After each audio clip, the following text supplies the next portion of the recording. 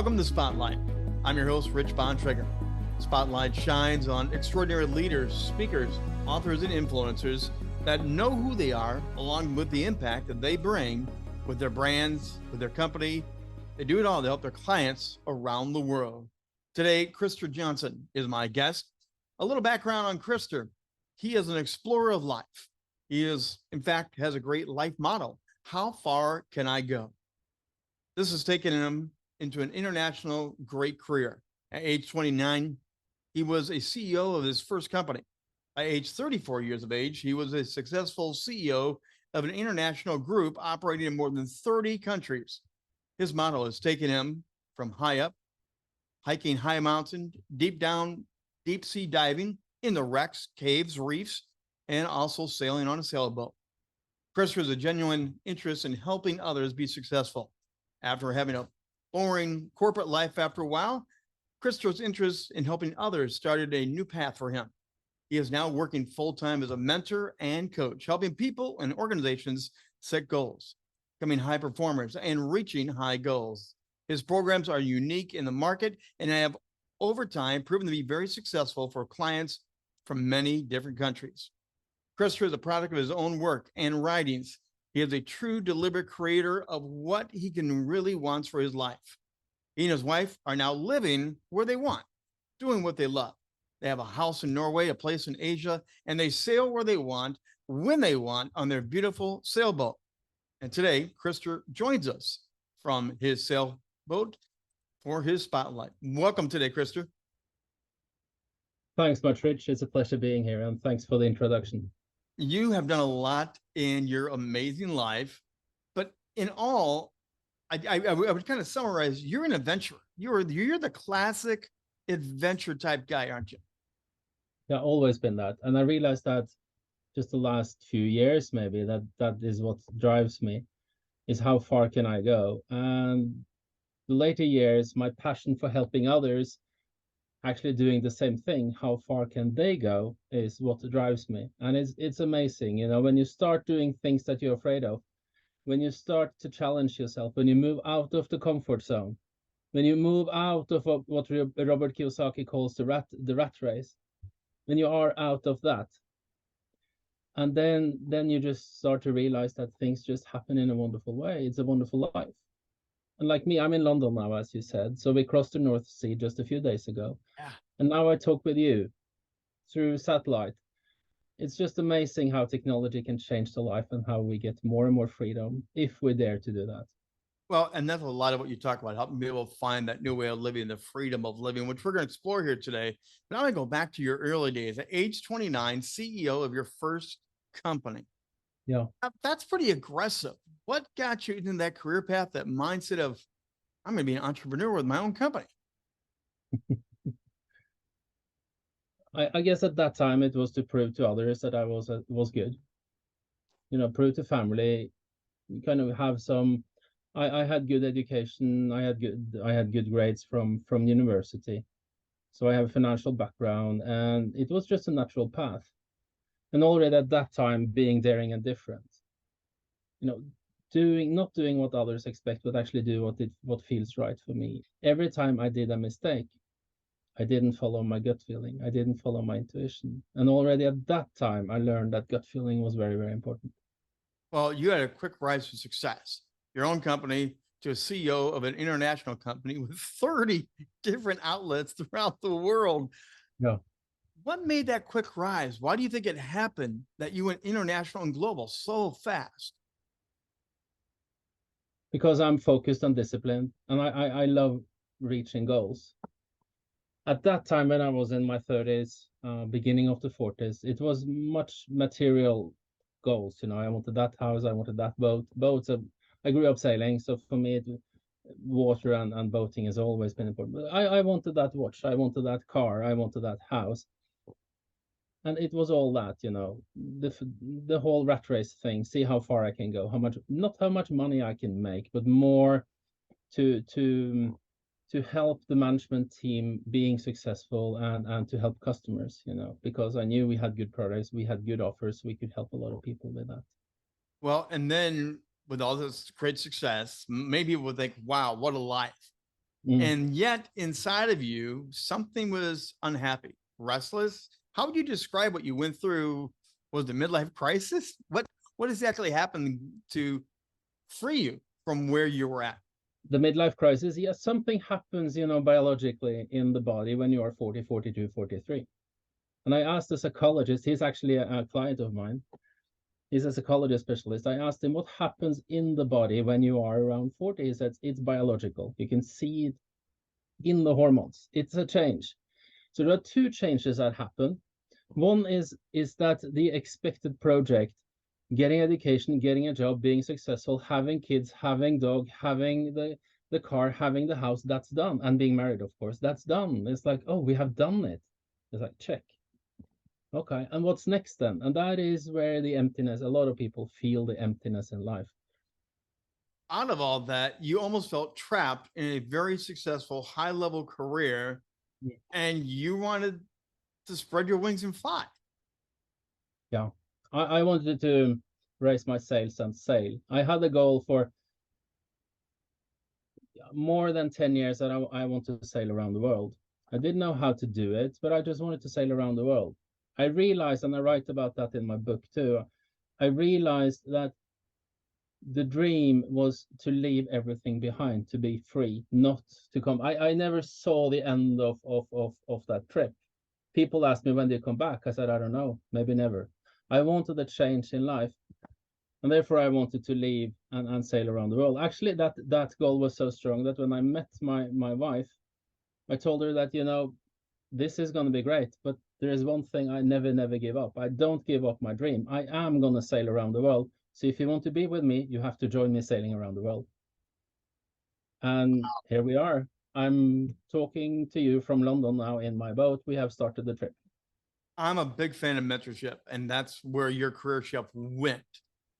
Why mentorship? Because usually high level CEOs, execs, they don't want to interact down below. They really don't want the people interaction. But you've chosen a direction of mentorship, which often includes deep relationship. Why mentorship? It's so important for me to give back, because, and that is why I started helping young managers in the alumni, and I do that pro bono, is because they need a mentor. They need someone to rely on. You cannot go to your boss and say, sorry, I messed up. You can do that with me. I'm neutral. I'm on your side. I only want you to be successful. The most important thing you do as a mentor is to see the person successful. See him in or her in the goal. See them prosper. Yeah, and I believe it. When people, I had a call with a prospect today, and she said, I asked, what's your dream life? And she said, oh, I dream about that, or that would be one. I said, yeah, I can see you there, but I cannot do it. She said, why? No one has done that before. Well, then you have to be the first one. I have many clients who have done the same that I did. Make the quantum leap, jump. Yeah, jump, just do it. If you really want to start up your business, do it. You have the money, you will have the money. You will make the money. And I had a client who said, he called me and he said he had a 3-year goal. He wanted to make a fantastic movie about wine production in Italy. And then he called me and he said, in 3 years, I'm going to do this. I said, fine. I think 3 years is a bit long, but if that is what you believe, then do it. And after 6 months, he called me and said, Christer, I'm here. I'm filming. I said, I know. What do I do? Enjoy. Be there. Enjoy. Look up and say thank you. Thank yourself. And then when you come home next week, we set new goals. And that is the path he is on now. How important is that, giving people permission to go after their dreams?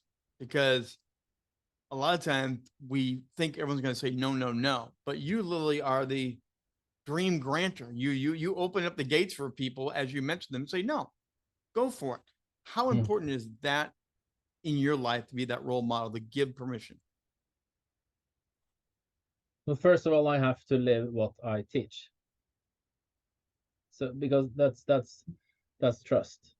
So and then it's interesting, because when we are born, when we come into this world in this life, we are born with an amazing imagination. Look at how kids play. I remember my sister and I, we were playing under a table. We had like We had some fabric over a table, and we were playing under the table, and we were playing. It was a house, and to us, it was a house. You know, it's and that imagination. It's so sad that the school system and the society kills that imagination, because that is what we do. You know, when kids go to school, they are corrected. They are not stimulated. They are corrected. Don't do mistakes. Oh, well, you learn from the mistakes. Why don't we ask our kids to dream bigger? But we don't. So and then we kind of kill through, you know, through the corporate world. I realized that it's more important not to do mistakes than to do good. Listen to that. It's more important not to do mistakes than to do good. So do you think in that early child development, the school systems, the way we just live our life, do you think we're almost brainwashed into being conditioned to fall into routine and say, here's how we do life, and life is a paint by numbers, and it's safe versus risk and adventure? Do you think we're almost brainwashed into that or trained into that? I think it's good in many ways, but at the same time, it takes away a lot of the freedom that we need. And a lot of people want freedom and don't know how to do it. And imagination is maybe the most important thing. So when I open the door to my clients, I ask, what is your dream life? And many people, they don't realize it. They don't dare. They have this feeling inside, but they don't dare to tell it. I said, to me, you can tell everyone. You won't imagine how crazy my world is, I usually say, and my goals. And then they open up, and it's like, okay, that's cool. Well, do you think I can do that? Of course you can do that. Well, no one has done it before. They say, well, I don't care. I believe you can do it. Since you can think it, you can do it. Walt Disney said, if you can dream it, you can do it. Yes. Oh. And Bob Proctor said, if you can keep it in your mind, you can have it in your hand.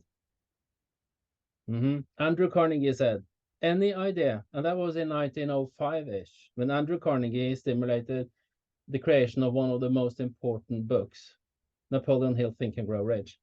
Andrew Carnegie said, any idea that is held in the mind that is emphasized, any idea that is held in the mind that is emphasized, either feared or revered, will immediately start to clothe itself in the most convenient and appropriate form available. That's almost 150 years ago, 130 years ago. And it's kind of forgotten, but it's true.